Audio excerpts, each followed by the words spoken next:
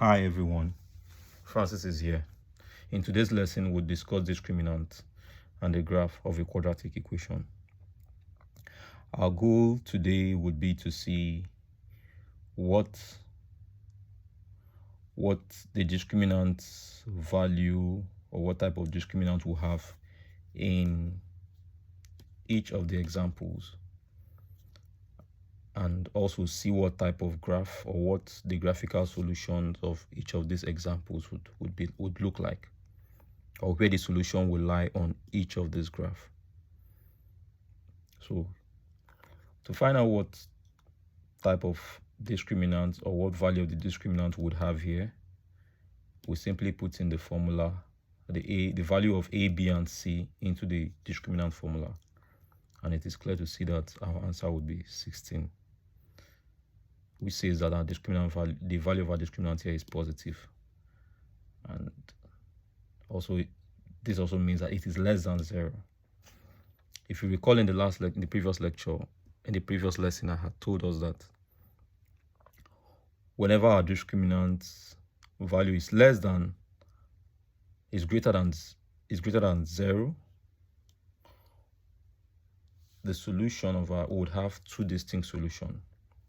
So let's see by plotting this quadratic equation where it will lie on the graph. When we plot this quadratic equation, the graph cuts or touches the x-axis at 2 points, and those 2 points are the solution to the graph. It is clear to see that it touches this axis at -5 and at -1. So if you also want to solve it with any of the methods, solve this quadratic equation with any of the methods we had discussed earlier, you would see that our answer, the value of x, would be -1 and -5. And when in this case, we say there are two x intercepts, or we can also say, in other words, we can also say we have two real roots. Any of these answers are interchangeable, they mean the same thing. On the second column here, we have an example of a quadratic equation. What would be the value of the discriminant? Now we'll put in the values of A, B, and C into the discriminant formula, and our answer for the discriminant is 0. And if you recall, in the previous lecture, we say whenever we have our discriminant is equal to 0, we'll have our answer would be roots. The root will be repeated, or we can also say that we have one repeated root. So let's plot this on a graph. When you plot this on a graph, we can see that it will touch the x-axis at 1 point and 1 point only. And in this case, we'll say there is one real root, or we'll say there is we'll have one x-intercept. On the third column, we have an example here of a quadratic equation. What would the value of the discriminant be here? We'll put in the values of A and B in the discriminant formula, just as we did in the previous two examples, and would have -31 to be the discriminant value.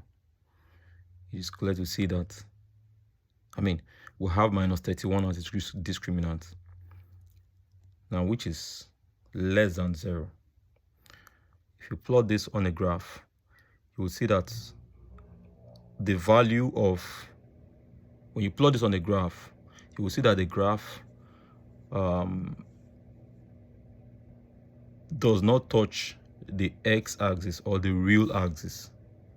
So and this indicates that whenever your solution doesn't touch the x-axis, or whenever your graph does not touch the x-axis, this means that the solution to this graph isn't a real number, or we don't have a real solution here, no real solution. You can also say that you have the solution here is complex. We have a complex value for as our x, or as the values of x. So with that said, we can also go further to solve this quadratic equation using the methods we had learned before, or the 3 other methods we had learned before. Any of them can work. So we used the quadratic formula here, and when you do that, it works out to x. The answer works out to x being 3 plus or minus root minus 13 all over 2. Now, if you recall, I said whenever you have negative minus 30, negative in the roots, there is a way we evaluate that, and I would show us. You simply say the root of minus 31 is also equal to the root of 31 times the root of minus 1. The root of minus 1 would take that to be I, or make it call it I. We'll say it's equal to, just give it a value. We'll make it equals to I, because we can't the root of a negative number is something we can't the root of a negative number does not exist. So we give it a value, or would represent it with I. And that works out to 3 all over 2 plus or minus root 31 over 2I. So with this said, we've come to the conclusion, to the end of the lecture of the topic. We've come to the end of the topic, quadratic equation. In the next lecture, or in the next lesson, we'll start with polynomials, a topic called polynomials, and that will build on what we had learned in this topic. Thank you, and see you in the next lecture. Bye.